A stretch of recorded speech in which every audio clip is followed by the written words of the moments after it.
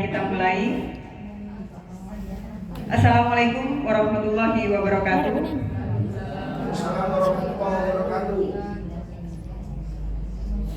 Yang saya hormati para Wakasek SMA Negeri 1 Gapura, para guru, staf TU dan seluruh jajaran SMA Negeri 1 Gapura.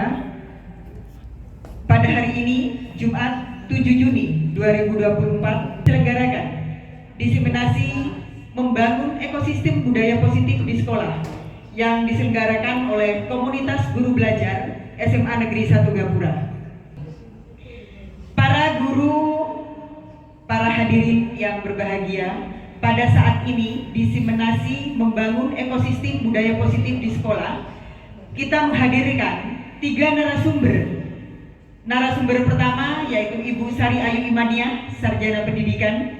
Narasumber kedua yaitu Lailatul Fitriah, SPDGR. Dan narasumber ketiga yaitu Bapak Heri Sasmito, SPDGR.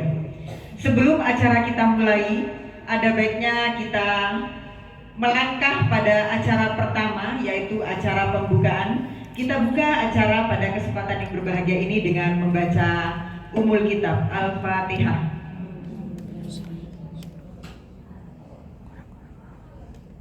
Terima kasih saya sampaikan kepada Bapak Ibu Guru. Memasuki acara yang kedua yaitu sambutan. Sambutan ini akan disampaikan oleh Bapak Haji Budi Hartono MSI selaku Kepala Sekolah, namun dalam hal ini diwakili oleh Wakasek Sarana dan Prasarana SMA Negeri 1 Gapura. Kepada Bapak Muhammad Husrin, saya persilakan. Bismillahirrahmanirrahim. Assalamualaikum warahmatullahi wabarakatuh. Alhamdulillahirabbil alamin, assalatu wassalamu ala asrofil anbiya'i wal mursalin sayyidina Muhammadin wa ala alihi washabihi ajmain, amma ba'du. Yang saya hormati Bapak Kepala, kebetulan pada hari ini beliau tidak hadir. Yang saya hormati pula para Wakasek, Bapak Ibu Guru serta yang terhormat 3 narasumber. Alhamdulillah pada kesempatan kali ini kita bisa melaksanakan suatu kegiatan yang insya Allah sangat bermanfaat bagi kita semua, yaitu diseminasi membangun ekosistem budaya positif di sekolah. Saya berharap kegiatan ini bisa berlangsung dengan baik sampai akhir, semua peserta bisa terlibat sehingga nantinya bisa memberikan manfaat yang sebesar-besarnya kepada kita semua. Kegiatan ini diselenggarakan dalam rangka untuk meningkatkan kompetensi kita sebagai seorang guru, apalagi pada masa saat ini kurikulum kita selalu bergerak ke depan, berubah dengan harapan bahwa peserta didik kita itu ke depannya akan selalu lebih baik. Oleh karena itu, saya berharap kegiatan ini bisa dilaksanakan dengan lancar.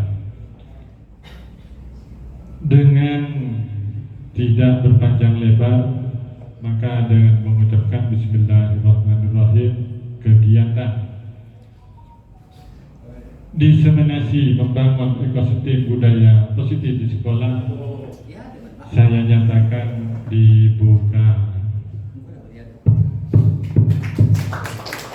Demikian sekedar sambutan saya yang cukup singkat. Saya akhiri. Wassalamualaikum warahmatullahi wabarakatuh. Waalaikumsalam warahmatullahi wabarakatuh. Memasuki acara yang berikutnya yaitu langsung pada acara inti, pemaparan materi tentang membangun ekosistem budaya positif di sekolah. Pemateri pertama akan saya berikan kesempatan kepada Ibu Sari Ayu Imaniah, Sarjana Pendidikan. Nanti teknisnya kita selesaikan terlebih dahulu 3 pemateri, menyampaikan materi, mengungkapkan materi, kemudian para peserta bisa mengajukan pertanyaan di akhir. Nanti saya sebagai moderator akan memandu sesi tanya jawab. Silakan untuk Ibu Ayu Imania.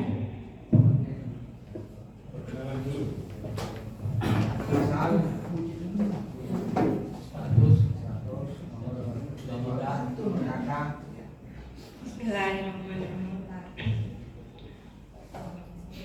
Makan nasi pakai sambal bacang. Nyaman. Tidak lupa memakai santan daun katuk. Bapak Ibu sekalian, saya ucapkan Assalamualaikum warahmatullahi wabarakatuh.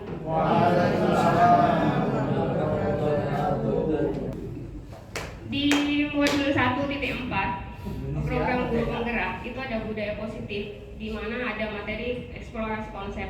Nah, dalam eksplorasi konsep ini ada 6 yang kami pelajari. Dari 6 ini nanti kami akan memaparkan secara bergantian, dari saya, kemudian Bu Laila, dan dilanjut oleh Bapak Oke, saya lanjut kembali. Budaya positif atau ekosistem pendidikan. Sebelum kita berbicara tentang budaya positif, di belakang kita itu ada Ki Hajar Dewantara. Tujuan dari pendidikan yang dicetuskan oleh Ki Hajar Dewantara adalah menuntun semua kodrat yang dimiliki oleh anak-anak dalam setinggi-tingginya dalam menjadi manusia maupun anggota masyarakat.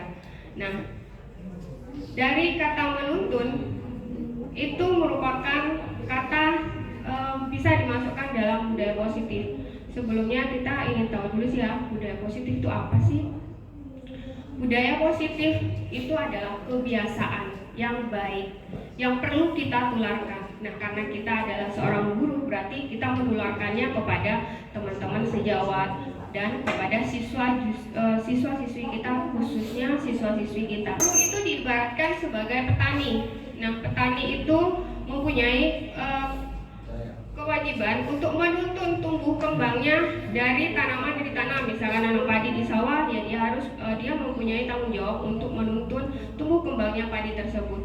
Bagaimana caranya? Dia akan menggemburkan tanahnya terlebih dahulu, kemudian baru dia akan menanam tanamannya, kemudian dilanjut dengan memupuk dan memberi air, kemudian menyanyi dihilangkan hama-hamanya. Nah, itu adalah bentuk cara petani menuntun. Dan sama dengan halnya Bapak Ibu, kita sebagai guru juga menuntun murid kita menjadi lebih baik. Bagaimana caranya? Kita menuntun siswa-siswi kita ke dalam hal yang positif. Itu banyak cara Bapak Ibu guru untuk menuntunnya. Yang pertama, kita bisa menggunakannya adalah dengan menanamkan konsep, memahamkan konsep.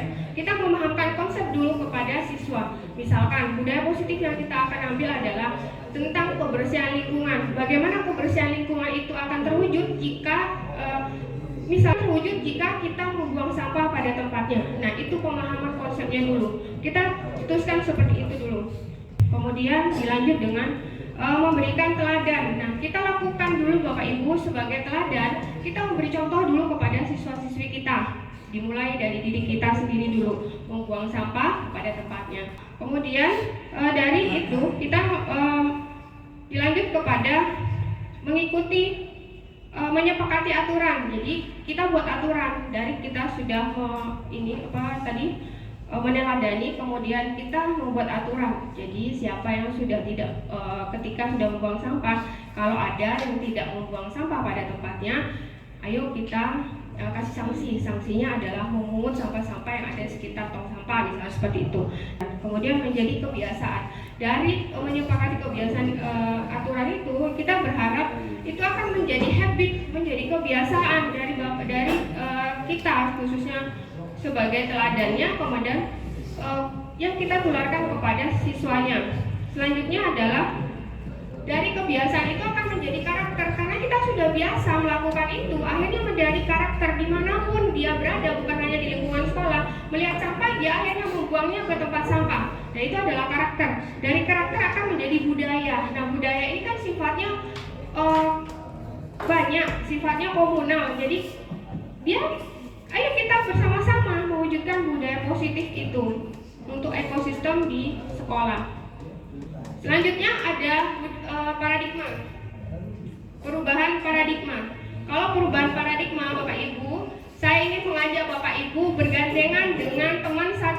sebelahnya. Nah, dua orang ya Bapak Ibu, saya mengajak untuk bermain sebentar. Nah, ada yang berperan untuk menjadi si A dan ada yang berperan menjadi si B. Si A tugasnya adalah membuka, sedangkan si B adalah menggenggam. Nah, bagi yang si B, yang menjadi si B, Bapak Ibu sudah mendapatkan pasangannya ya Bapak Ibu. Oke, kalau sudah, yang B silahkan membayangkan sesuatu yang berharga, Bapak Ibu genggam seerat-eratnya. Pertahankan itu Bapak Ibu. Bagaimana caranya Bapak Ibu menggenggam itu sebagai barang yang berharga? Silahkan digenggam. Sedangkan untuk yang A, tugasnya adalah dia merayu si B. Bagaimana caranya si B mau membuka genggamannya? Entah itu dengan disogok, entah itu dengan rayuan gombal, entah itu dengan ancaman, boleh intimidasi, semuanya boleh dilakukan. Maka Bapak Ibu silakan dilakukan dalam waktu 30 detik ya. 1, 2, 3. Ayo kita mulai.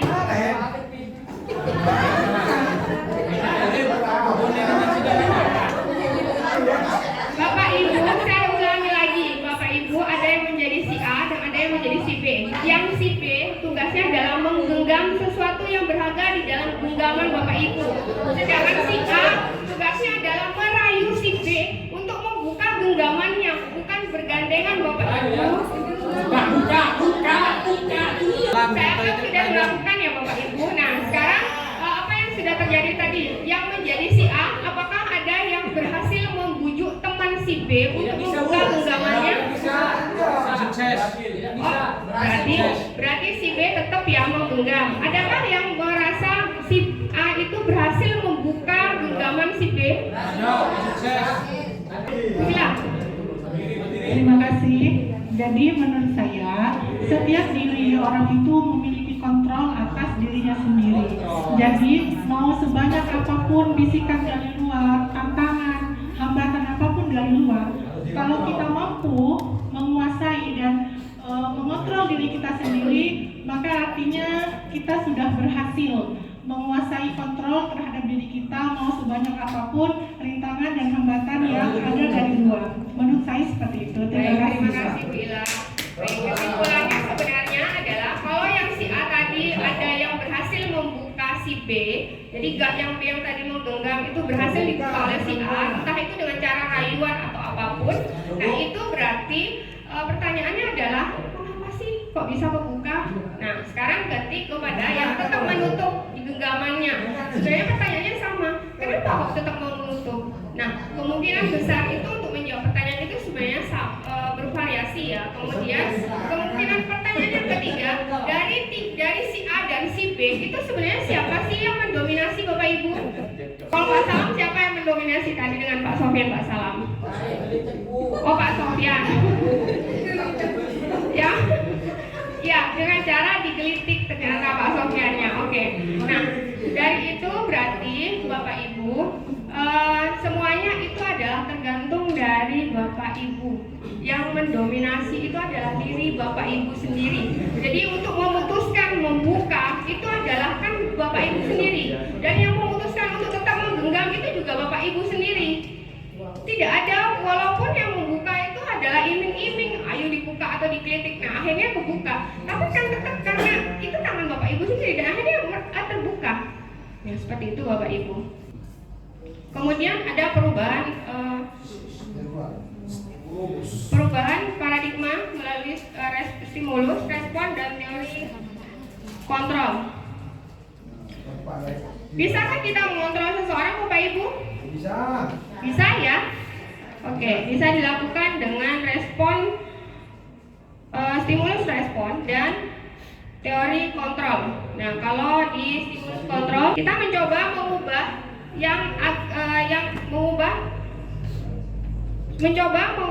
mengubah orang agar berpandangan sama dengan kita. Kemudian yang teori kontrolnya adalah kita berusaha memahami pandangan orang tentang dunia. Kemudian yang stimulus yang kedua, perilaku buruk dilihat sebagai suatu kesalahan. Selanjutnya, kalau yang teori kontrolnya adalah semua perilaku memiliki tujuan. Orang lain bisa mengontrol kita. Kemudian yang satunya, Hanya Anda sendiri yang bisa mengontrol diri Anda. Kemudian saya bisa mengontrol orang lain, Anda tidak bisa mengontrol orang lain. Kemudian selanjutnya adalah pemaksaan ada karena bujukan yang gagal. Kemudian kolaborasi, dan konsensus. Yang terakhir adalah model berpikir. Kalau yang stimulus respon itu adalah ada menang dan ada kalah. Tetapi kalau yang teori kontrolnya itu daya berpikirnya, cara berpikirnya adalah menang-menang terus, dia mempertahankannya. Tidak ada yang namanya kalah dan menang. Selanjutnya kita masuk pada disiplin. Apa makna disiplin? Disiplin berasal dari kata bahasa Latin yang artinya berasal dari kata disiplina yang berarti belajar. Kita sama-sama belajar ya Bapak Ibu. Jadi apapun yang kita lakukan itu sama, kehidupan itu kan artinya belajar ya. Jadi berasal dari kata disiplin. Kita tetap harus ke depannya saling lebih baik lagi. Kemudian namun dalam budaya kita makna disiplin itu sudah berubah menjadi sesuatu yang dilakukan seseorang pada orang lain untuk mendapatkan kepatuhan. Jadi kadang kan kita melakukan perintah dari atasan itu kadang kan kita terpaksa ya. Nah itu juga adalah bentuk dari kepatuhan. Jadi karena terpaksa.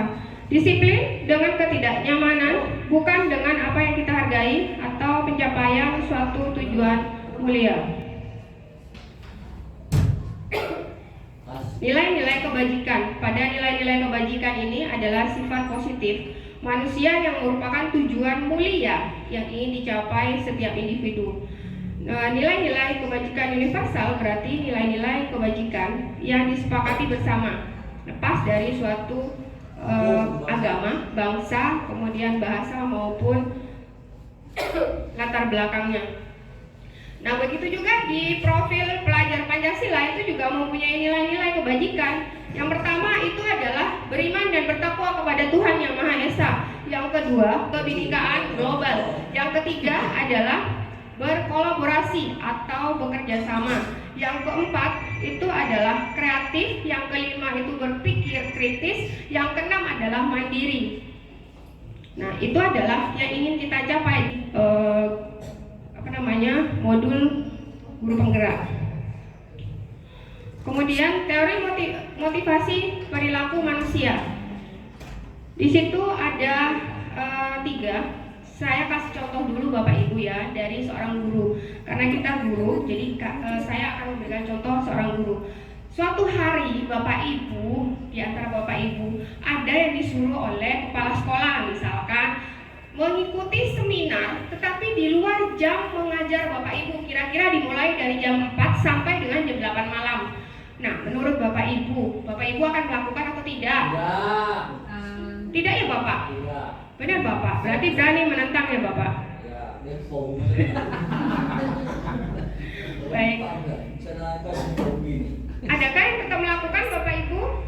Melakukan ya, berarti pertanyaannya adalah apa yang akan terjadi jika saya tidak melakukannya? Nah, apa yang terjadi? Kan Bapak Ibu masih akan bimbang. Nah, sudah pulang jam sekolah, masih disuruh ikut seminar lagi. Nah, tapi apa nantinya kalau nggak ikut? Takutnya nanti ditegur. Takutnya kalau kita butuh sesuatu nggak diladeni juga. Nah, ada perasaan yang merasa hukuman. Jadi hukuman itulah yang menghindari. Pertanyaan itu adalah Bapak Ibu melakukannya itu karena menghindari hukuman. Jadi menghindari ketidaknyamanan. Pada kasus yang ini, karena adanya hukuman ini dimasukkan dalam motivasi eksternal. Jadi karena terpaksa. Jadi faktor eksternalnya. Jadi motivasi eksternal. Selanjutnya yang kedua, Bapak Ibu tetap datang. Tetapi Bapak Ibu sudah bertanya, kalau saya datang nanti dapat apa ya? Dapat PNS datang. Kan nanti dapat amplop. Ya kan Bapak Ibu kalau ikut seminar, Bapak Ibu mesti dapat amplop. Oke, kalau minimal mesti ada yang namanya kue. Nah, itu adalah imbalan. Nah, Bapak Ibu datang hanya karena mengharap imbalan atau karena melihat ada imbalannya. Jadi Bapak Ibu ikhlas tetap datang hanya melihat karena ada imbalannya. Nah, itu yang kedua. Itu juga adalah faktor dari motivasi motivasi eksternal. Nah, yang ketiga itu adalah ini yang lebih penting. Jadi Bapak Ibu jangan berpikiran seperti yang nomor 1 dan nomor 2, tetapi berpikirkanlah apa yang akan saya dapat. Jadi kalau misalkan Bapak Ibu berpikiran saya kalau ikut seminar itu tetap berangkat, saya akan dapat ilmu. Susah ya Bapak Ibu ya? Susah. Bukan, maksudnya kalau yang nomor 3 ini Bapak, dia itu berdasarkan kesadaran sendiri. Jadi walaupun disuruh, tetapi kesadaran sendiri untuk tetap mendapatkan ilmu. Bukan ada embel-embelnya takut dihukum, kemudian karena ada imbalannya, tidak. Nah, yang ketiga ini adalah motivasi internal. Nah, dari motivasi internal inilah menjadi tujuan disiplin positif. Jadi Bapak Ibu, mari kita kurangi ya, termasuk saya sendiri. Mari kita bertahap. Sedikit demi sedikit kita mengurangi sesuatu yang eksternal. Jadi motivasi eksternal kita sedikit buang deh ya. Saya juga tidak munah deh. Sama Bapak Ibu ketika sudah ya manusiawi ya Bapak Ibu ya. Selanjutnya adalah hukuman dan konsekuensi. Di layar situ ada tindakan guru. Di situ adalah tindak guru menghukum siswa dengan mencatat 100 kali di dalam buku kalimat. Saya tidak akan terlambat lagi. Biasanya BK ini yang menyuruh ya Pak Salam ya. Nah, mencatat di buku misalnya 100 kali. Nah, itu termasuk hukuman ya Bapak Ibu. Itu termasuk hukuman. Kemudian lari mengelilingi lapangan karena terlambat juga itu adalah hukuman Bapak Ibu. Kemudian murid diminta untuk push up, itu juga hukuman. Kemudian mengganti kertas yang dicoret-coret itu adalah masuk dalam sanksi atau konsekuensi. Selanjutnya membersihkan meja yang ketumpahan air itu juga masuk dalam sanksi. Kemudian murid disuruh untuk mengenakan sepatu, tidak mengenakan sepatu maksudnya ya, karena tidak memakai sepatu berwarna hitam. Kemudian lari mengelilingi lapangan basket 2 kali ketika terlambat 10 menit mengikuti pelajaran PJOK. Juga masuk dalam sanksi atau konsekuensi. Nah, Bapak Ibu, ini adalah contoh tindakan yang masuk dalam hukuman dan sanksi. Menurut Bapak Ibu, hukuman itu apa sih? Dan sanksi itu apa sih Pak? Bu? Untuk hukuman, biasanya kalau kita kaitkan dengan siswa di kelas, ketika contoh dia tidak mengerjakan tugas, itu hukuman. Sanksinya itu berpengaruh kepada nilai, itu sanksinya kalau menurut saya Ibu. Jadi seperti itu. Baik, terima kasih. Ada lagi yang mau memberi pendapat? Hukuman itu apa? Sanksi itu apa? BK? Oh, nggak salah. Oh, nggak ada. Oke. Hukuman adalah tindakan yang dilakukan untuk menghindari atau menghentikan perilaku negatif. Nah, itu perilaku negatif itu hukuman ini bisa berupa fisik dan verbal. Jadi bisa omongan, bisa juga fisik. Kalau disuruh lari itu adalah fisik. Kalau yang verbal hanya dimarah-marahin itu adalah verbalnya. Nah, dampaknya adalah kalau pada mohon maaf, kalau yang sanksi itu adalah bertujuan untuk memberikan konsekuensi yang logis. Jadi konsekuensinya yang logis. Tujuannya agar mendidik, memahami dampak dan tindakan mereka. Jadi membuat mereka itu sadar akan kesalahan mereka. Jadi bukan mereka nantinya tidak mau memahaminya, tapi membuat mereka sadar. Jadi kalau sanksi membuat mereka sadar, tetapi kalau hukuman itu bisa berupa fisik. Jadi menghindari tindakan negatif bisa berupa fisik ataupun verbal. Misalkan kalau seperti ini Bapak Ibu, ada yang datang, putra putri Bapak Ibu telah 10 menit masuk ke kelas di jam pelajaran Bapak Ibu. Nah, telah 10 menit, sanksinya bagaimana? Apakah Bapak Ibu akan memarahi untuk berdiri di depan? Ataukah akan Bapak Ibu memberikan sanksi? Sanksi saja, misalkan karena anak ini telat 10 menit masuknya, nanti ketika di akhir pembelajaran, di saat yang lain sudah keluar untuk istirahat, si anak ini dia tetap melanjutkan pembelajaran 10 menit mundur. Nah, karena dia tadi kan sudah telat 10 menit. Seperti itu ya Bapak Ibu. Nah, ini adalah dihukum oleh penghargaan. Di situ ada 5. Yang pertama adalah pengaruh jangka pendek dan jangka panjang. Yang kedua, penghargaan penghukum. Kemudian yang ketiga, penghargaan mengurangi ketepatan. Yang keempat, penghargaan tidak efektif. Yang kelima, penghargaan merusak hubungan. Bapak Ibu, untuk saya materinya sampai di sini dulu. Nanti akan dilanjut oleh pemateri keduanya. Saya akhiri. Wassalamualaikum warahmatullahi wabarakatuh. Assalamualaikum Bu. Waalaikumsalam. Silakan. Apakah kamu sudah menyelesaikan ujian hari ini? Alhamdulillah sudah Bu. Apakah kamu belajar saja hari ini? Iya, alhamdulillah tadi. Kamu tahu kenapa ibu kamu hari ini? Iya Bu, saya dikasih tahu panitia ujian. Kalau saya disuruh menghadapi ibu setelah ujian berakhir. Iya Bu, maaf saya waktu ujian semester saya ketahuan mengajar Bu. Coba kamu ceritakan kronologi kejadiannya. Iya Bu, jadi waktu itu saya membawa catatan kecil ke dalam ruangan penilaian akhir semester yang diketahui oleh pengawas ruang Bu. Oh begitu kejadiannya. Saya yakin tidak ada siswa yang sempurna. Terima kasih kamu sudah jujur dan berkata baik. Mau mengakui kesalahan yang sudah kamu lakukan. Iya Bu, saya minta maaf. Ibu ingin tahu kenapa kamu melakukan perbuatan mencontek. Maaf Bu, itu karena pelajarannya begitu sulit dan juga saya sudah menghafal rumus-rumus matematikanya Bu, tapi susah. Jadi saya memutuskan untuk membawa catatan kecil. Saya sungguh minta maaf Bu. Coba kamu pikir dan kamu pahami dengan baik. Apakah tindakan itu benar atau salah? Ya Bu, saya mengaku salah Bu. Saya tidak jujur dan melakukan kecurangan dalam mengerjakan penilaian di semester. Baik, untuk kedepannya apa yang akan kamu lakukan saat ujian berlangsung? Sehingga kamu tidak perlu melakukan perbuatan mencontek lagi. Saya akan belajar lebih giat dan tekun Bu, dan bertanya kepada guru mapel apabila saya belum paham tentang materi pembelajarannya. Bagus, Bapak Ibu guru pasti akan dengan senang dapat membantu kamu. Ya sudahlah, jangan diulangi lagi. Semoga kelak apa yang kamu cita-citakan tercapai. Dan yang penting tetaplah belajar, disiplin dan lebih semangat lagi dalam belajar. Ya sudah, silakan kembali ke kelas. Terima kasih sudah memenuhi panggilan ini. Baik, amin. Terima kasih Bu. Mohon maaf saya permisi dulu Bu. Assalamualaikum. Waalaikumsalam. Assalamualaikum warahmatullahi wabarakatuh. Perkenalkan, nama saya Muhammad Ilwan, kelas saya 11-2.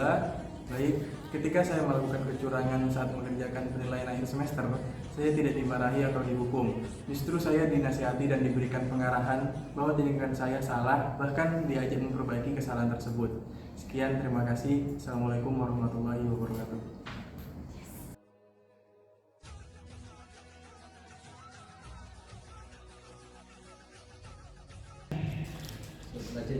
Sekarang saatnya kita dengarkan penyampaian materi dari Ibu Lailatul Fitria SPDGR yang akan menyampaikan tentang keyakinan kelas. Silakan Ibu. Terima kasih. Sama-sama. Assalamualaikum warahmatullahi wabarakatuh. Yang terhormat Bapak Wakasek, kemudian yang saya hormati Bapak Ibu Guru yang berkenan hadir pada kesempatan kali ini.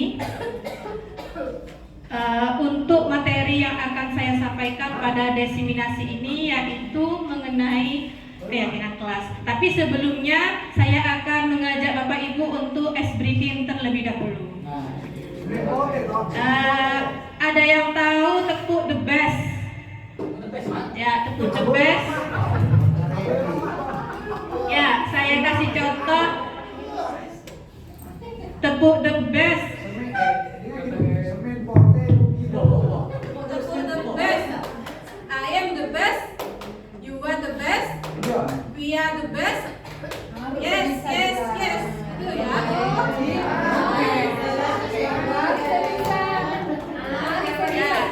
Coba bahasa Inggris ya.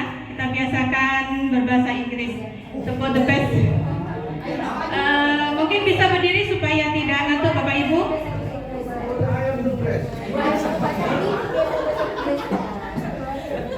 Support the best. I am the best. You are the best. We are the best. Yes, yes, yes. Satu kali lagi Bapak Ibu. Ya, biar tambah semangat. Support the best. I am the best. You are the best. We are the best. Yes, yes, yes. Ya, terima kasih Bapak Ibu. Ya. Ya, mungkin ini biasa kita dilakukan untuk anak TK, anak SD, tapi meskipun ini sebuah permainan yang cocoknya untuk anak SD dan TK, ini juga bisa diterapkan untuk SMA juga ya. Termasuk kita semua yang hadir pada kesempatan kali ini. Ya, untuk menciptakan suatu budaya positif, tentunya kita harus menciptakan lingkungan yang positif. Supaya apa? Supaya mendapatkan lingkungan yang aman, nyaman, sehingga bisa berpihak pada murid. Nah, di dalamnya ada keyakinan kelas, di mana keyakinan kelas ini ada peraturan-peraturan yang disepakati bersama. Jadi keyakinan kelas itu merupakan peraturan-peraturan yang kita sepakati bersama. Kalau tadi dijelaskan nilai-nilai kebajikan yang dijelaskan oleh Bu Ayu, jadi nilai-nilai kebajikan apa yang kita yakini itu merupakan suatu keyakinan sekolah atau keyakinan kelas kita. Berikutnya, nah di sini ada pertanyaan. Mengapa tidak peraturan saja? Mengapa harus keyakinan kelas? Coba kita jawab. Mengapa kita memiliki peraturan harus menggunakan helm bisa bila mengendarai kendaraan bermotor? Kenapa Bapak Ibu? Kenapa kita harus memakai helm? Tujuannya apa? Untuk keselamatan. Ya, supaya tidak ditilang. Untuk lebih tepatnya untuk keselamatan kita sendiri. Mengapa kita memiliki peraturan 3M? Menggunakan masker, mencuci tangan, dan menjaga jarak pada saat COVID kemarin. Kira-kira kenapa? Ya, kesehatan. Keselamatan juga. Ya.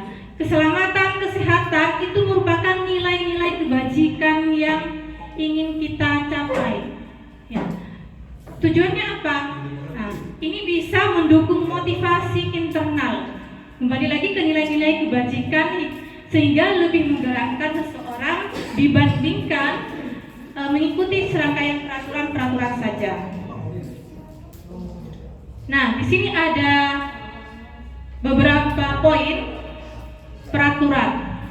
Kemudian coba pikirkan keyakinan kelas atau nilai kebajikan yang dituju. Selalu kembalikan buku ke tempatnya. Dilarang mengganggu orang lain. Kira-kira menurut Bapak Ibu selalu kembalikan buku ke tempatnya. Itu nilai kebajikannya apa? Agar orang lain tidak bingung nyari buku itu lagi. Supaya rapi. Iya, bagus Ibu. Kemudian juga bisa bertanggung jawab. Meminjam ya harus dikembalikan ke tempatnya. Bisa ditampilkan slide fotonya, Ibu? Nah, di sini ya. Dilarang mengganggu orang lain.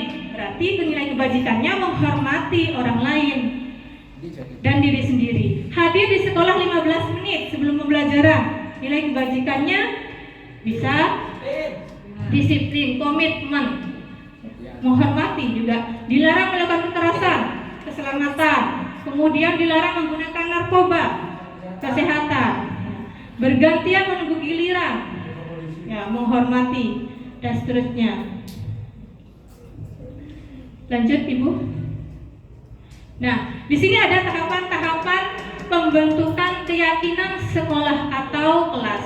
Nah, keyakinan kelas itu bersifat lebih abstrak, ya, lebih abstrak daripada peraturan. Nah, yang lebih rinci dan konkret. Kemudian keyakinan kelas itu berupa pernyataan-pernyataan universal seperti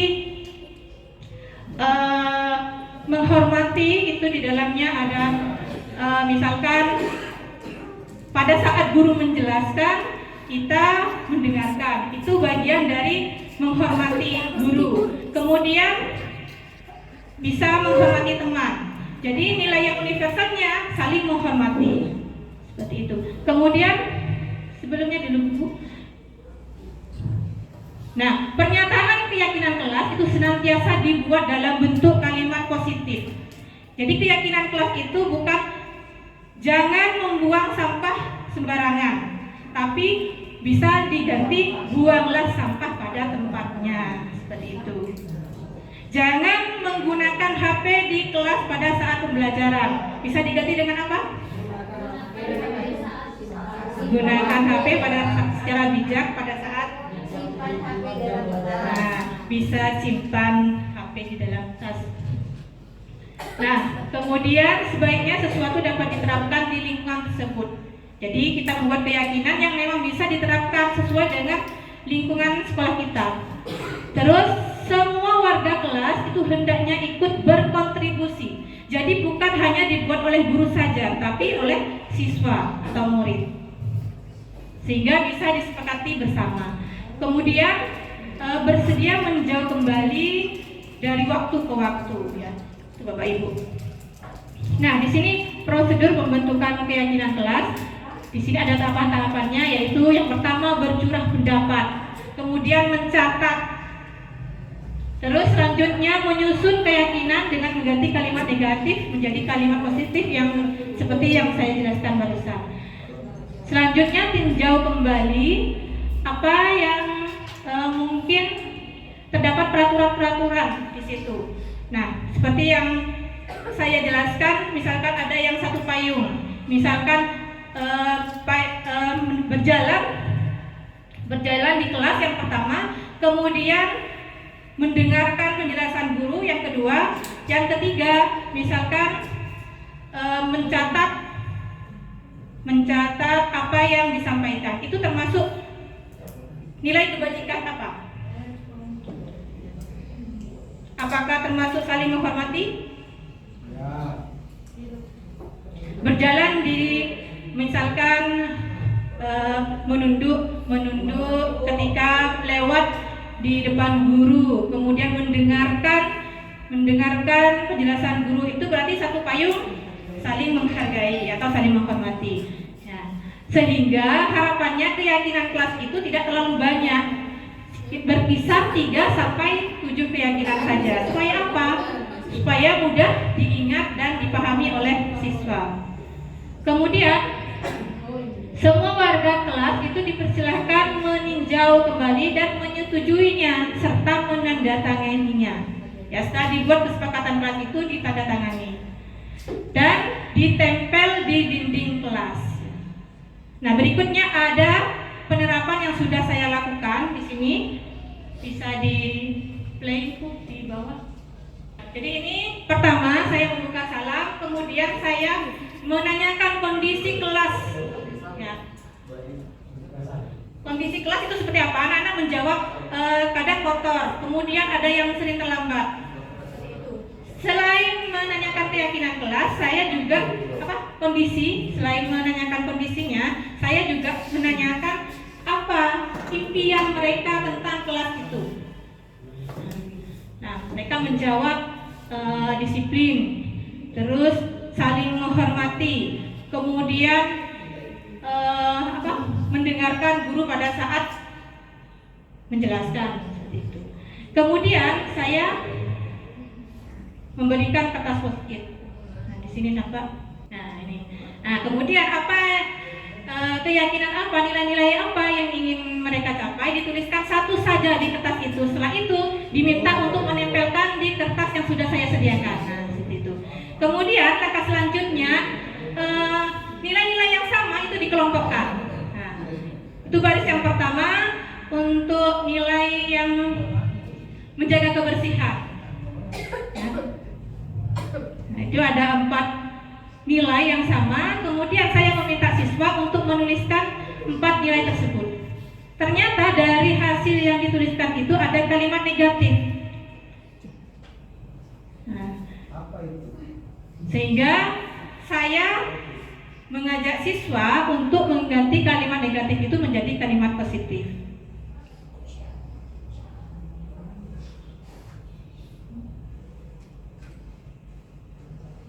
Langkah berikutnya apa Bapak Ibu?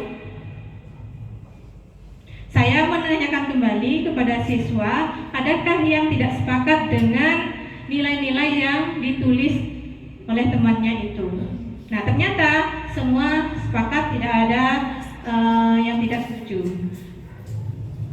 Sehingga dibuatlah 4 kesepakatan atau 4 nilai kebajikan yang diyakini oleh kelas 10-5. Nah, setelah itu baru saya meminta anak-anak untuk menandatangani nilai-nilai kebajikan kelas yang sudah disepakati tersebut. Bapak Ibu bisa meminta tanda tangan itu langsung di kertas karton itu atau membuat kertas tersendiri.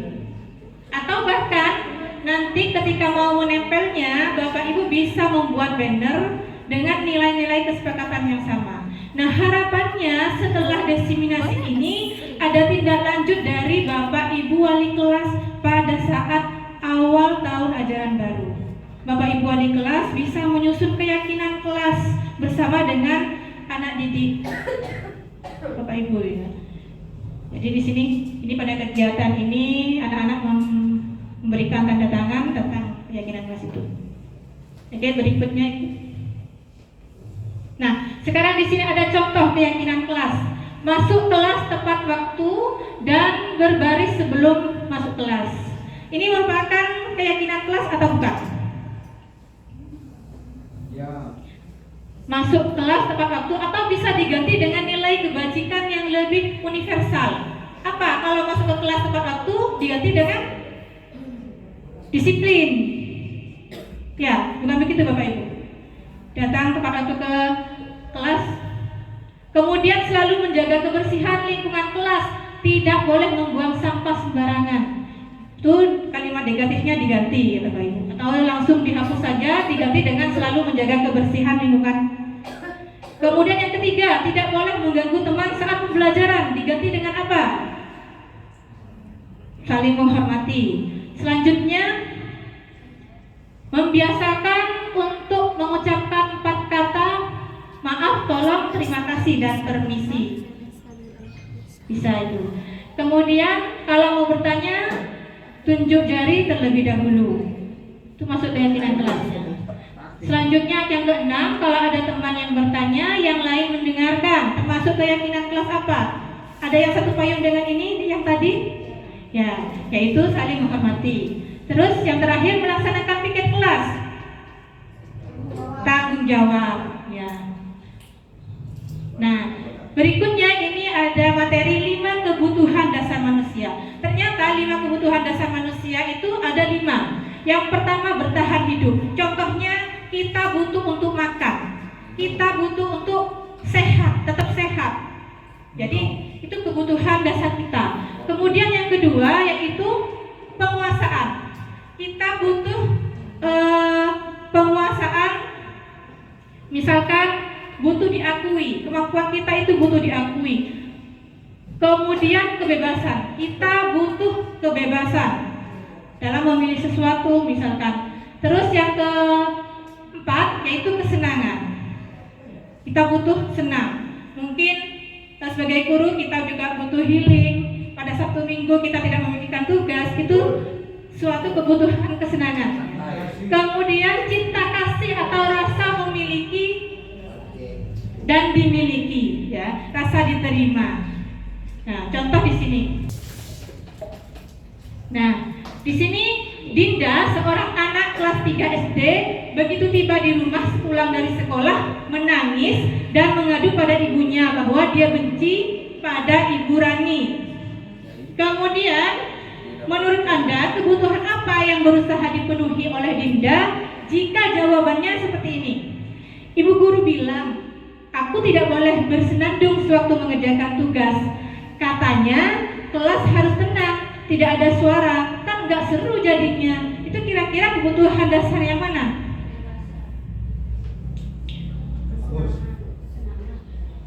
Kesenangan? Ya, coba. Ya, kesenangan ya. Kalau jawabannya seperti ini, ibu guru tidak menyapaku hari ini padahal aku pakai jepit rambut. Berarti merasa apa, Bu? Ya, merasa diterima, kasih sayang ya. Kemudian kalau jawabannya aku bosan, masa belajarnya cuma gitu-gitu saja, dengerin ibu guru aja. Berarti di kebutuhan dasarnya kebebasan. Terus yang terakhir kalau jawabannya aku sebel, gambarku tidak rapi, malah ibu guru nunjukin ke teman-temanku di depan kelas. Berarti itu kebutuhan dasarnya penguasaan ya Bapak Ibu. Ya, itu 5 kebutuhan dasar pada anak-anak dan harapannya kita bisa melakukan sesuatu sesuai dengan kebutuhan dasar murid yang ada di sekolah. Ya, itu saja materi yang bisa saya sampaikan. Selanjutnya akan dilanjutkan oleh rekan kami ya. Terima kasih. Jika ada kesalahan mohon maaf. Wassalamualaikum warahmatullahi wabarakatuh. Waalaikumsalam warahmatullahi wabarakatuh.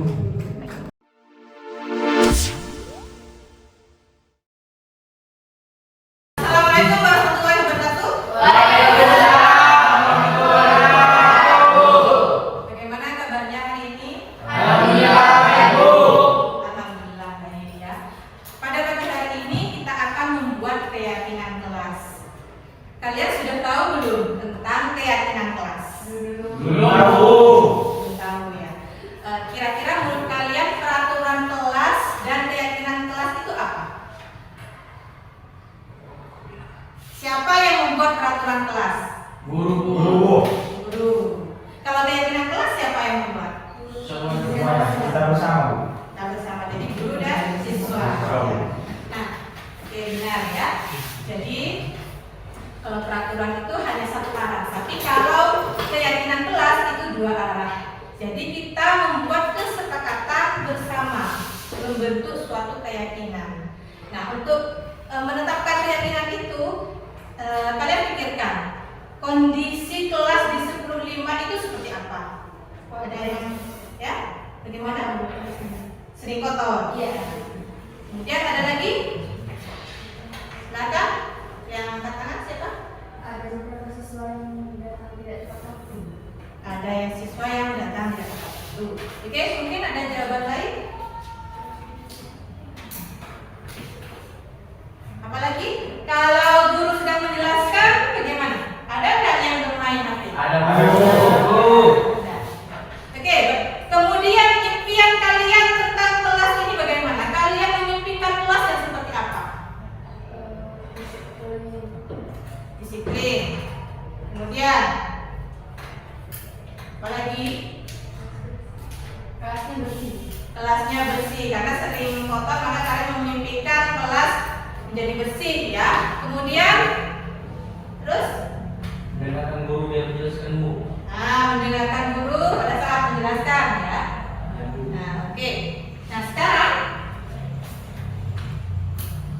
Ibu akan bagikan kertas post-it ini.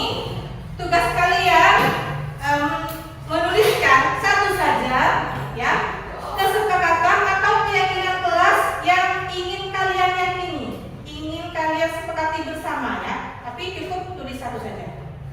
Ya, Bu.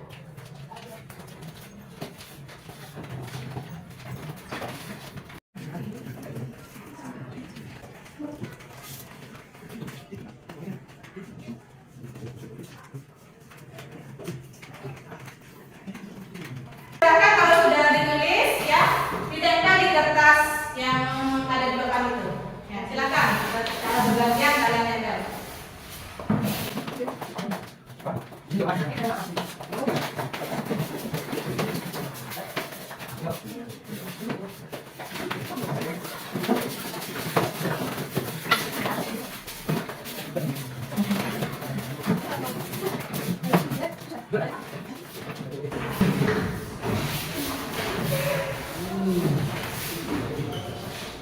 Kemudian ini kompak dan solid.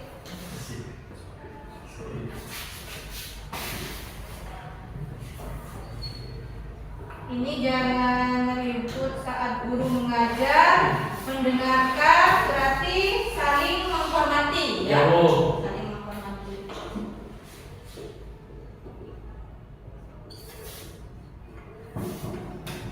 Kemudian mengerjakan tugas.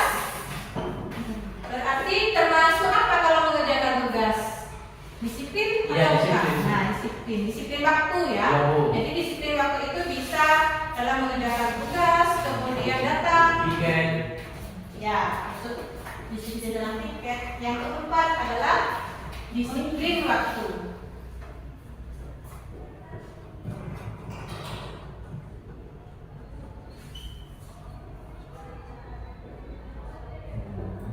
Nah, di sini ya, terima kasih.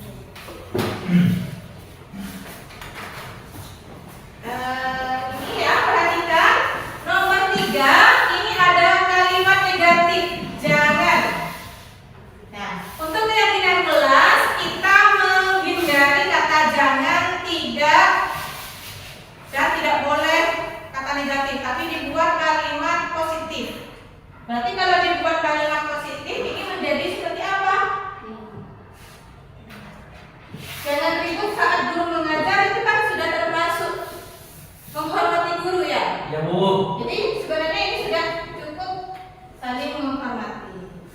Nah, ini keyakinan.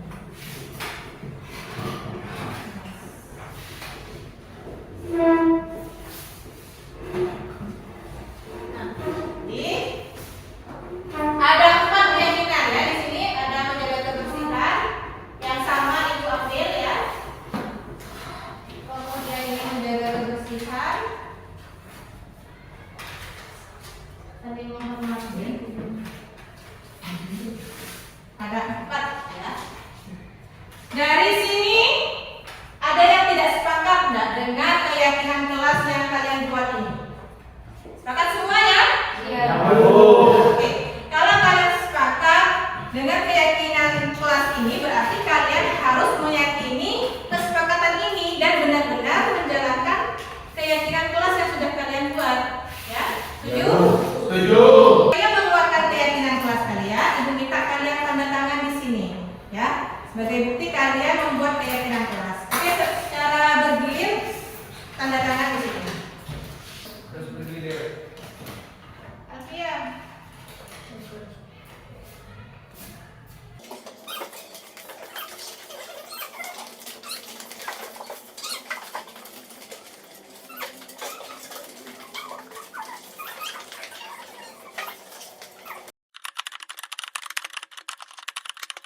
Silvi, murid kelas 10, sering terlambat datang ke sekolah, sehingga banyak pelajaran yang tertinggal, terutama jam pertama. Berikut skenarionya. Assalamualaikum. Waalaikumsalam warahmatullahi wabarakatuh. Ya, silakan dulu. Silakan dulu, Nak. Baik Bu, terima kasih. Ya. Bagaimana kabar Silvi hari ini? Alhamdulillah baik Bu. Ya, Ibu dengar tadi ada laporan dari guru piket. Silvi sering datang terlambat ya ke sekolah? Iya Bu, Menurut ingatanmu, Silvi sudah datang terlambat berapa kali? sudah 5 kali Bu. 5 kali. Menurut Silvi, datang terlambat itu merupakan suatu kesalahan bukan? Iya Bu. Iya, berbuat kesalahan itu manusiawi ya, semua orang pasti pernah melakukannya. Yang terpenting kita bisa mengambil pelajaran dari kesalahan tersebut dan menyadari serta memperbaiki kesalahan tersebut. Setuju? Setuju Bu. Iya. Silvi datang terlambat ke sekolah pasti punya alasannya. Kenapa bisa datang terlambat? Bisa Silvi menjelaskannya? Karena saya sering begadang sambil main HP, jadi kurang tidur Bu. Iya. Kamu tahu keyakinan kelas yang sudah kita sepakati? Tahu Bu. Ya, menurut Silvi, datang terlambat ke sekolah itu merupakan pelanggaran keyakinan kelas yang mana? Disiplin Bu. Ya, betul. Menurut Silvi, disiplin itu penting atau tidak? Penting. Setiap disiplin, saya tidak ketinggalan beberapa mata pelajaran dan bisa menghargai waktu. Ya betul, menghargai waktu itu sangat penting sekali ya. Ya Bu, maaf saya menyesal Bu karena sering terlambat.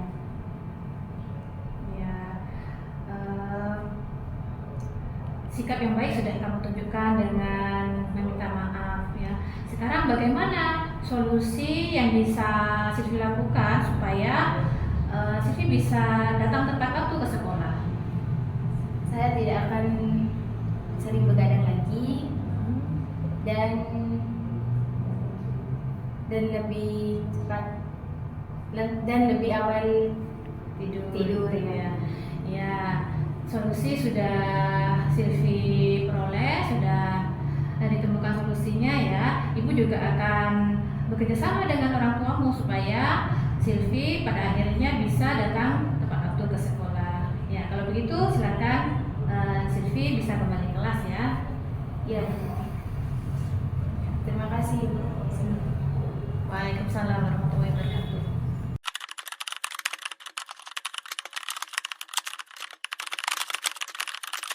Yang akan kami selesaikan di rangkaian modul yang pertama 1.4 itu ada kegiatan aksi nyata. Nah, salah satunya adalah melaksanakan diseminasi. Nah, kami bertiga berkolaborasi, kebetulan ada 6 materi jadi kami bagi. Nah, ini kami, kalau saya pribadi kebagian di materi yang ketiga, materi yang ke-5 dan 6, penyampaian yang ketiga tentang 5 posisi kontrol. Nanti saya penyampaiannya saya tidak terlalu banyak menyampaikan materi karena sudah saya integrasikan di materi itu dengan video. Jadi nanti mungkin lebih banyak ke tayangan nanti yang bisa ditayangkan dilihat bersama. Baik Bapak Ibu, tentang 5 posisi kontrol. 5 posisi kontrol kita sebagai pendidik itu yang pertama tentang posisi penghukum. Jadi 5 posisi kontrol yang pertama adalah posisi penghukum. Terus kemudian yang kedua adalah pembuat merasa bersalah. Nanti seperti apa penjelasannya nanti kita saksikan bersama di video. Kemudian sebagai posisi teman. Jadi kita dalam menyelesaikan masalah itu memposisikan ada 5. Jadi posisi penghukum tadi yang pertama, yang kedua posisi merasa bersalah, pembuat merasa bersalah. Kemudian yang ketiga posisi sebagai teman. Kemudian yang keempat sebagai posisi pemantau atau monitor. Dan yang kelima adalah posisi sebagai manajer. Nah, Bapak Ibu kita bahas satu persatu tentang 5 posisi ini. Posisi penghukum dulu kita bahas.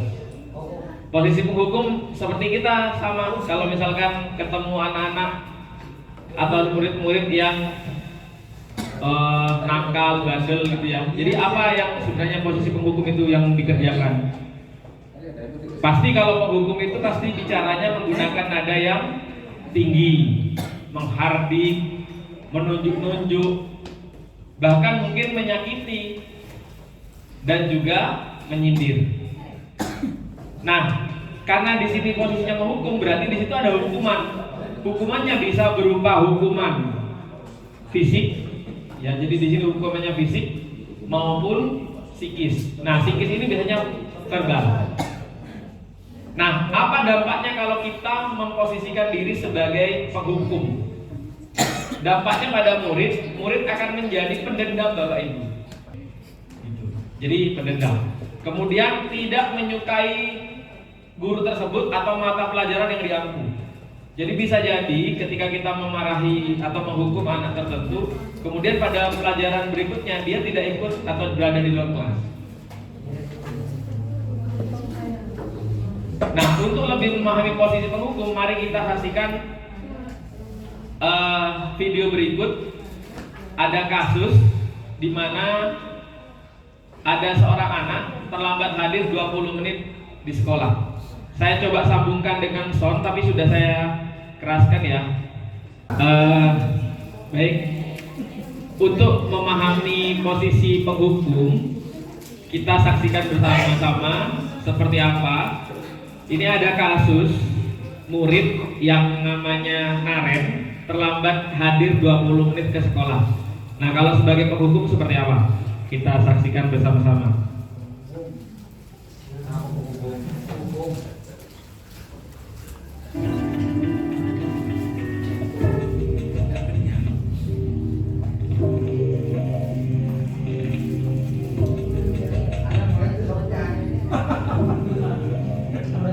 Naren, sini kamu. Selalu terlambat. Kamu deh, pasti terlambat. Saya Apa? Apa coba? Alasan kamu apa lagi? Kapan sih kamu tidak terlambat? Malas sekali ya kamu jadi anak. saya Dasar pemalas. Gak kapok-kapok sih kamu. Sudah berapa kali terlambat? Sana, kamu keliling lapangan basket 2 kali. kenapa saya harus keliling lapangan basket, Bu? Kenapa? Kamu melawan ibu? Berani-beraninya jawab. Sudah terlambat, masih berani jawab pula. Sekarang, keliling lapangan basket 5 kali sekalian. Biar kapok. Cepat. Pergi sana ke lapangan basket.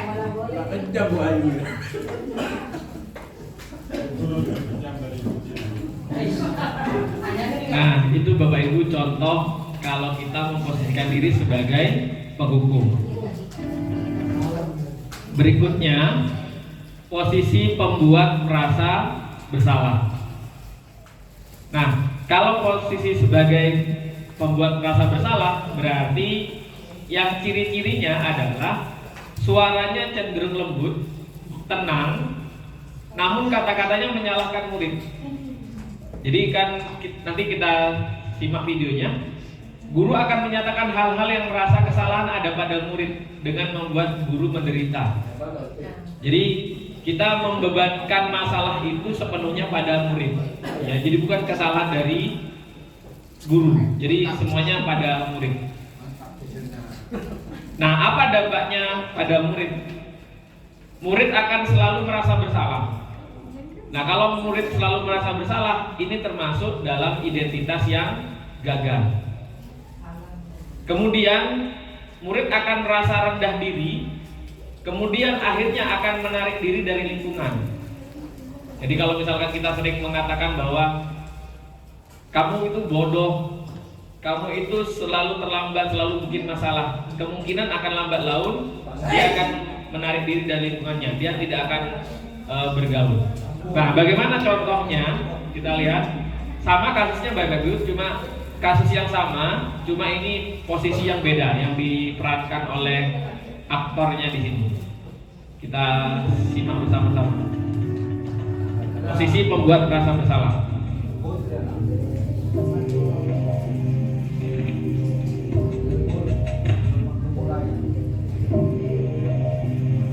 Naren,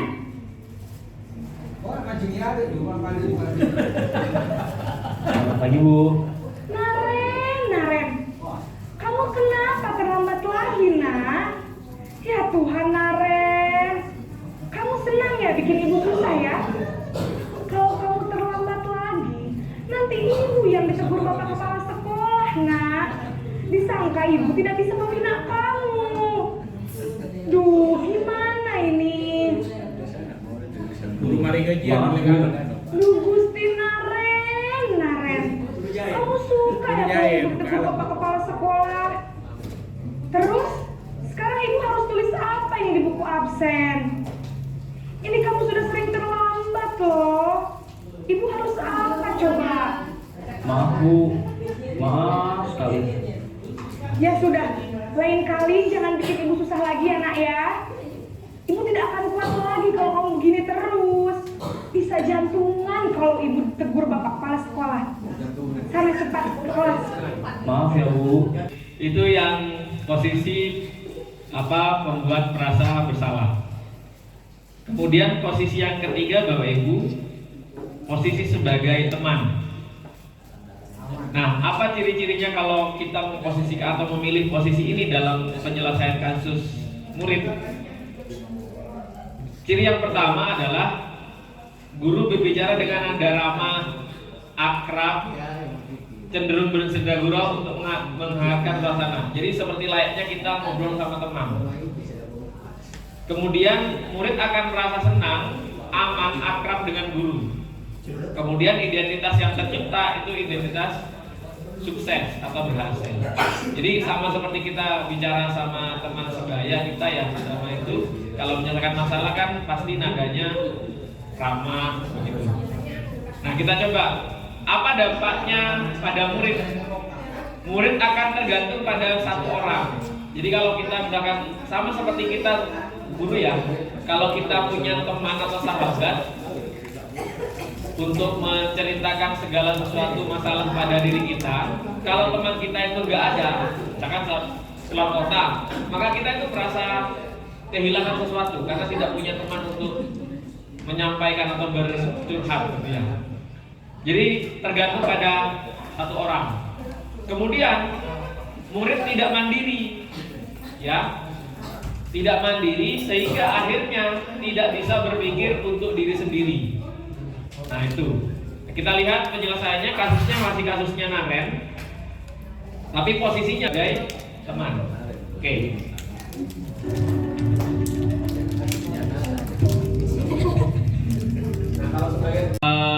Simpulkan seperti itu. Kemudian, nah pada saat sisi yang pertama segitiga restitusi itu adalah menstabilkan identitas. Pada sisi yang kedua adalah validasi tindakan yang salah. Kemudian pada sisi yang ketiga yaitu menanyakan keyakinan. Seperti apa nanti prosesnya? Teorinya seperti ini dulu, nanti saya tayangkan video contohnya. Pada saat menstabilkan identitas, maka yang digunakan adalah prinsip membuat kesalahan adalah bagian dari pembelajaran. Tidak apa-apa nak, salah itu biasa, belajar. Itu biasanya kita kan sering mengatakan seperti itu, tidak apa-apa, kita wajar. Kemudian menggeser identitas gagal menjadi identitas yang sukses. Jadi kita ini. Jadi ada dua ciri pada tahapan ini. Kemudian tahap yang kedua yaitu validasi tindakan yang salah. Nah, pada tahap ini kita menggunakan prinsip setiap perilaku berupaya memenuhi suatu kebutuhan tertentu. Nah, tadi kan ada 5 jenis kebutuhan. Misalkan anak-anak buat rame, buat ini, bisa saja faktor kebutuhan dia butuh kesenangan. Dia misalkan butuh faktor apa kebutuhannya. Kemudian guru akan menggeser dari pemikiran stimulus respon menjadi proaktif. Kemudian mengenali dan mengakui kebutuhan murid akan memperbaiki hubungan dengan murid. Agak cepat karena kemudian pada sisi yang terakhir, sisi yang ketiga, yaitu menanyakan keyakinan. Nah, pada tahap ini, Bapak Ibu, Gus, pada tahap ini murid akan diberi pertanyaan-pertanyaan bermakna untuk memunculkan motivasi intrinsik. Sama seperti kalau kita lihat tadi pada tayangan video yang posisi kontrol. Jadi, kenapa kamu terlambat? Karena terlambat tidur, tidak setel alarm. Jadi tidak ada yang membangunkan. Jadi dicari istilahnya diajak dialog di sana. Kemudian mampu mengaitkan keyakinan dengan tindakan yang salah. Jadi ditanyakan tadi kalau sering terlambat sesuai tidak dengan keyakinan kelas kita. Tidak Bu. Keyakinan kelas apa yang sudah dilanggar tentang kedisiplinan dan menghargai waktu. Jadi seperti itu. Bapak Ibu, kita nanti saksikan video untuk penerapan segitiga restitusi dimulai dari tadi ya.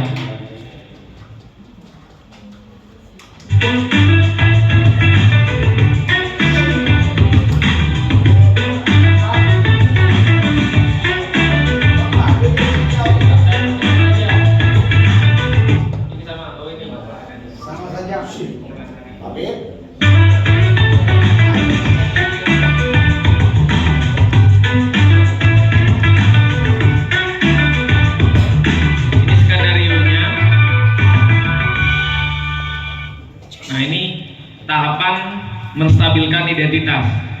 Tapi sebelum videonya disaksikan, mohon maaf, aktornya ini tidak bisa acting ya Bapak Ibu ya, tidak bisa acting, jadi mohon maaf, jadi kaku, saya nggak bisa. Oke.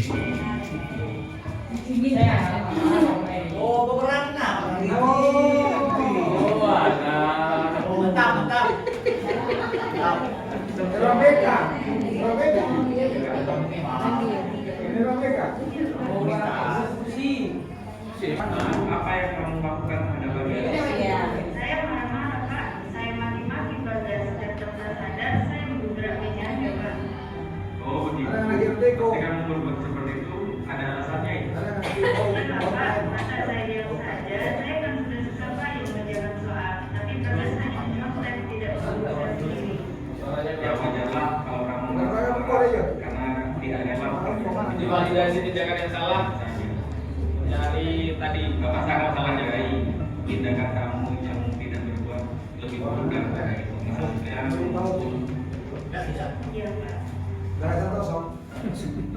Kemudian proses yang ketiga, sisi yang ketiga yaitu menanyakan keyakinan. Sekarang kita coba pikirkan, tindakan kamu marah sampai menggugah meja, apa sesuai dengan keyakinan kelas kita? Tidak Pak.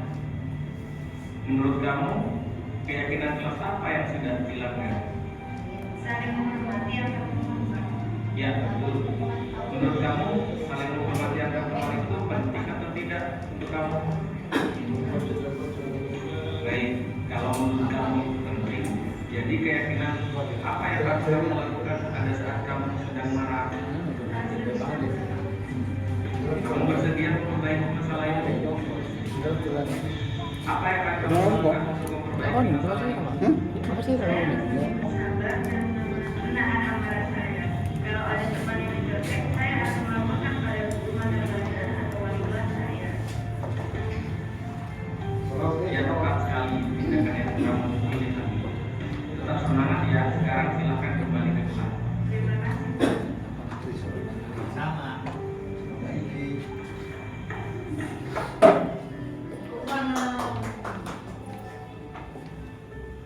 Assalamualaikum warahmatullahi wabarakatuh.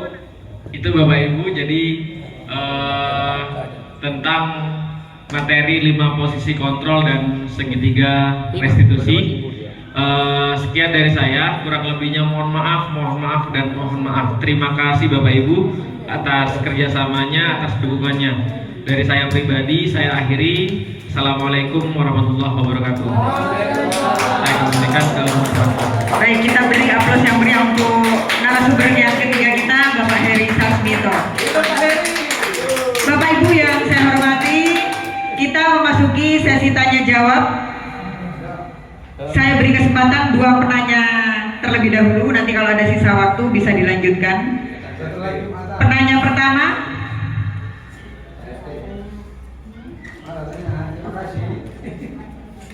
Silakan, mungkin Bapak Salam bisa menanyakan sesuatu terkait dengan hubungannya kinerja BK. Ya, silakan Bapak Haji Hidayat, bisa ke depan Bapak. Assalamualaikum warahmatullahi wabarakatuh. Yang pertama saya menanggapi dari Bu Ayu, sama juga dengan Pak Heri. Bedanya hukuman dan sanksi. Saya terus terang masih menyaksikan ya, artinya hukuman dan sanksi. Dari 92 saya mengajar sampai sekarang, apa yang saya alami sampai sekarang, saya tidak menyalahkan zaman, saya kira. Saya tidak menyalahkan anak didik yang berubah karakternya.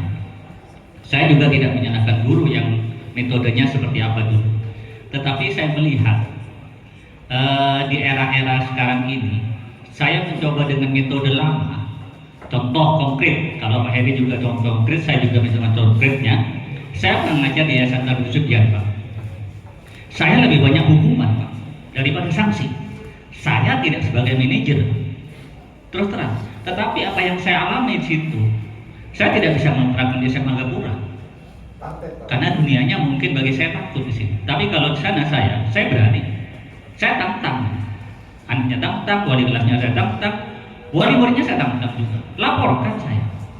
Tapi kalau di sini mohon maaf saya tidak berani. Alhasil Pak, apa yang saya hukumkan di situ ternyata Pak berhasil Pak. Daripada teritori yang seperti ini Pak. Apakah saya yang salah? Kedua, contoh nyata saja. Apa bedanya sekarang? Di pondok pesantren masih menggunakan hukuman daripada model-model yang seperti itu. Berhasil mereka. Apa yang tidak akan?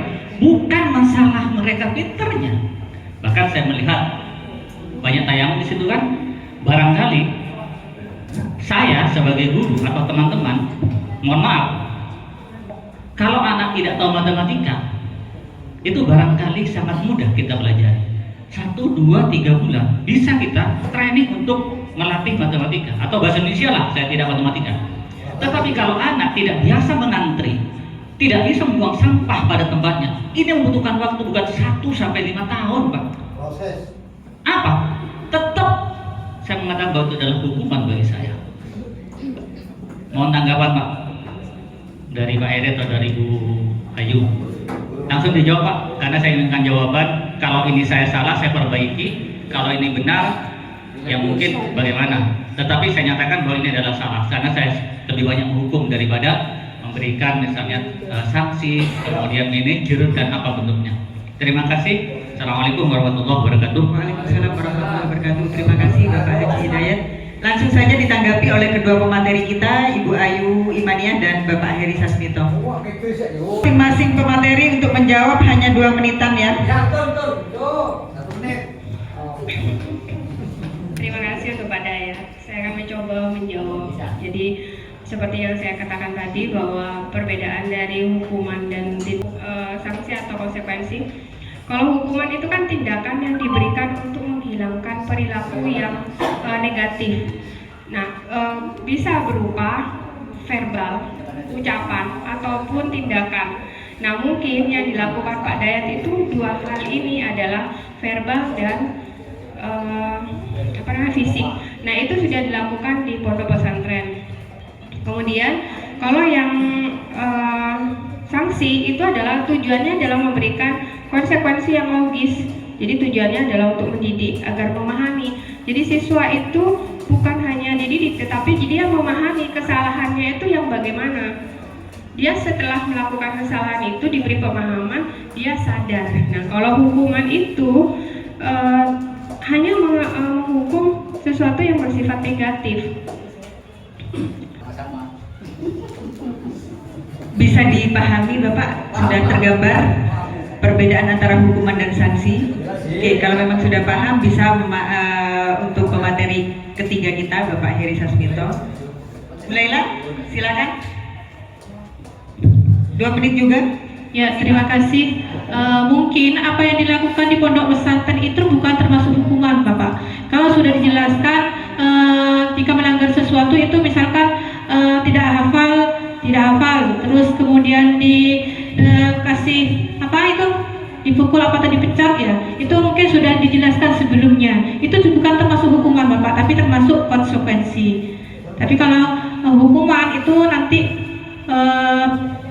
bisa saja tidak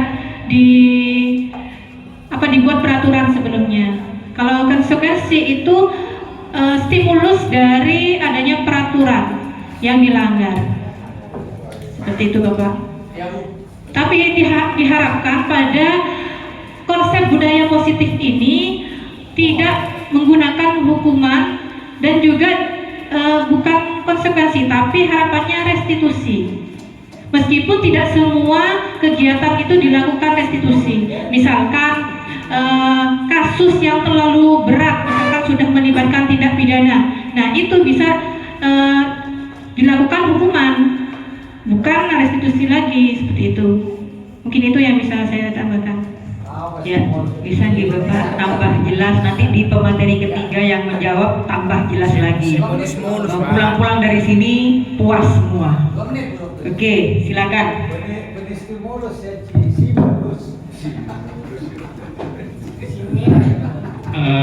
Baik, saya coba jawab pertanyaan Pak Haji Hidayat. tentang adanya hukuman tadi sudah dari definisi sudah dijelaskan oleh Bu Laila dan Bu Ayu. Saya pendekatannya gini, pada saat sebenarnya pendekatan yang atau teori yang disampaikan tadi berdasarkan hasil penelitian Pak Haji. Jadi penyelesaian masalah kedisiplinan siswa itu sudah dipetakan.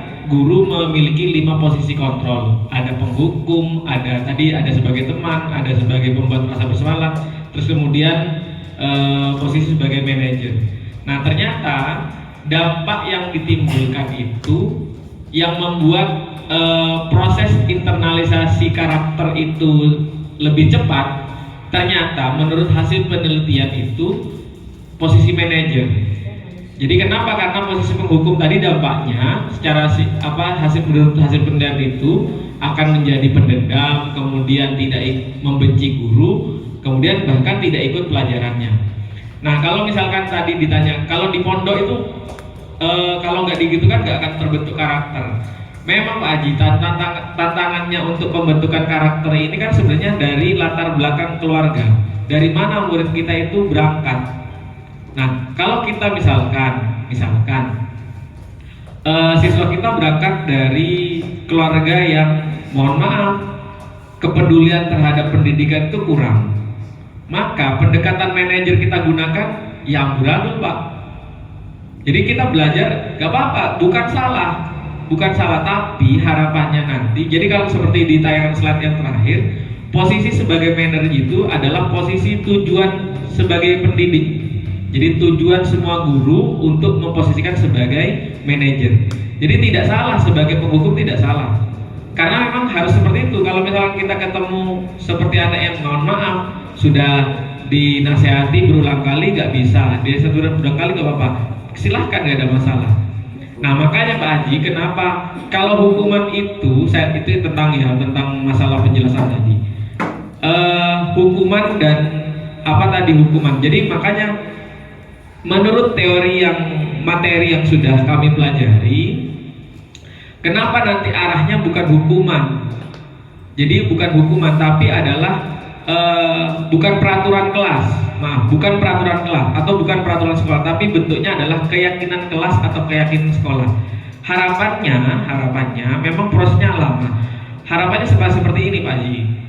Jadi kalau ibaratnya ya, kalau saya larikan ke saya sebagai guru matematika. Jadi kalau misalkan ada proses internalisasi dalam diri saya tentang matematika. Jadi mau seperti apapun model soal matematika, tantangan soal matematika itu, saya sudah bisa mencari jalan sendiri untuk, meskipun tidak ada teori di buku, di saya sendiri sudah bisa. Nah, harapannya di karakter, ketika siswa itu tidak menemukan masalah-masalah tentang hal terkait dengan karakter atau disiplin, dia mengalami proses internalisasi. Jadi bukan karena egi kiri, bukan karena takut dihukum, bukan. Tapi harapannya dia tumbuh bahwa saya melakukan ini karena nilai kebajikan yang saya yakini. Jadi bukan peraturan. Kalau masih takut peraturan, dia masih takut. Ada konsekuensi yang dia takuti. Tapi yang diharapkan adalah internalisasi yang muncul dari dalam diri sendiri. Nah, menurut hasil penelitian, pendekatan yang paling pas adalah menggunakan pendekatan segitiga restitusi. Karena sesuai dengan tidak menimbulkan dampak yang lebih panjang. Ya. Kalau misalkan kita mau ketemu Ariel Suro misalkan, atau ketemu Robin kelas 11 Ekan Dewi Pak, ya silakan, tidak ada masalah, memang karakternya gitu. Tapi tujuannya sekali lagi, 5 posisi kontrol tadi bukan kita harus selalu jadi manajer, tidak. Manajer adalah sebagai tujuan. Jadi istilahnya gradasinya seperti itu. Kita mungkin berangkat dari penghukum. Saya sendiri berangkat dari penghukum sebagai teman kadang-kadang gitu. Itu dari saya. Ya, terima kasih. Terima kasih Bapak Heri. Ya, kita beri aplaus yang meriah. Mungkin bisa kita tarik kesimpulan secara singkat bahwa harapannya dari modul ini, sebenarnya dari materi ini, posisi sebagai penghukum itu dalam alasan apapun tidak boleh dilakukan, tetapi harus kita muaranya ke manajer apapun itu kondisinya, tetapi kita lihat juga faktanya di lapangan. Mungkin itu saja ya Bapak Ibu. Terima kasih untuk perhatian, kesempatan dan waktu Bapak Ibu untuk hadir pada diseminasi hari ini.